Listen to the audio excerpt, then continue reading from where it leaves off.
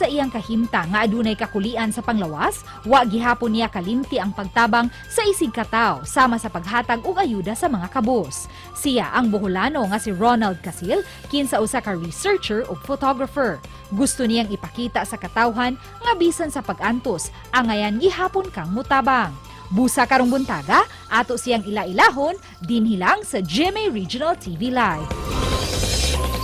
Mga kapuso, pagtabang gyud sa mga labing nang inahanglan rong panahuna dito sa lalawigan sa Bohol, ang iyang katuyuan mong mahimo siya og mga fundraising activities. Makaubanta rong buntaga, researcher ni siya gikan sa Bohol, Ronald Casil.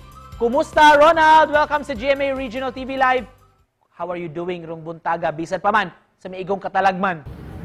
Maayong buntab sa kanan, o daghan kaayong salamat kuya niko sa pag-welcome anako. O bisan lahat sa katalagman karon paabot sa pandemya, kapag karon niya aduna na po'y iabot na bagyo. Apektado kayo ang mga tao diri sa Bohol. Bisan lahat ng mga problema, padayon yapon ang atong patabang sa atong kaisuunan, nabila sa mga Boholan. Let's talk first about your personal life, Ronald. Naka-experience na ba ka og diskriminasyon? Yun sa man nimo ni pag-handle. Linda tayo ang anak ko yan ito.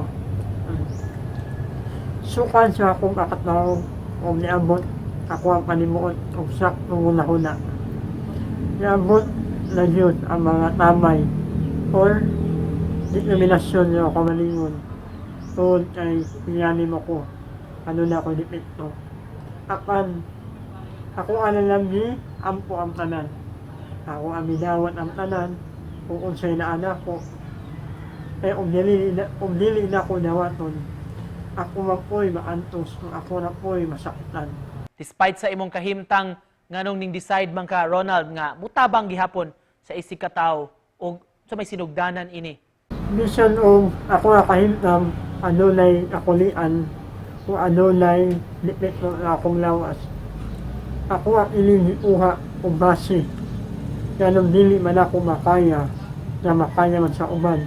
Ronald, ang mga hinabang nga gihatag ninyo sa mga nanginahanglan, unsa man kaugalingon ba ni nga kwarta, dunay mga midonar gipaagi lang sa imuha?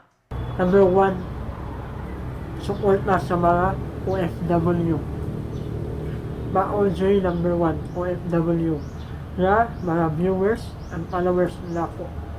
Sila Joy na kong tabang sa akong mga proyekto. Ronald, taliwa sa imong kahimtang, sa imong sitwasyon, unsa may nakapamotivate nimo sa pagpadayon yun og tabang sa atong mga kapuso, makaigsuonan nato ning panahon sa pandemya, bisan pa man sa katalagman. Taliwala sa atong kahimtang karong panahon na, kung dili sa kamalingon, nakahatag o motivate ang support na sa mga kapuso nato niya o sa atong mga followers.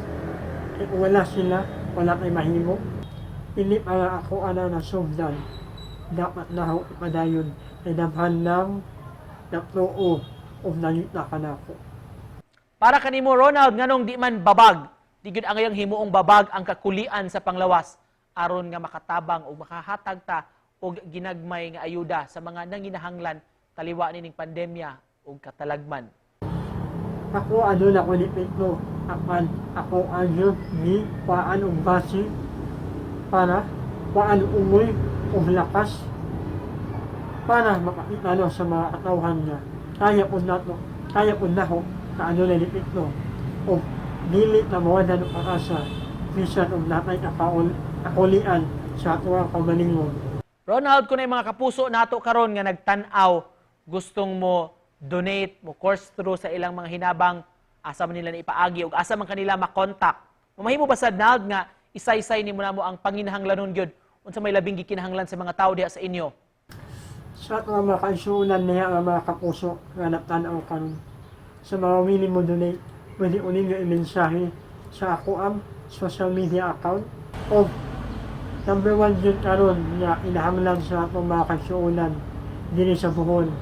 Ang usa ang makaon. Kaya wala na dyan ang uban mikaon. Kaya wala ang ilang trabaho, nawadan silang panginabuhian, nawadan pagbalay.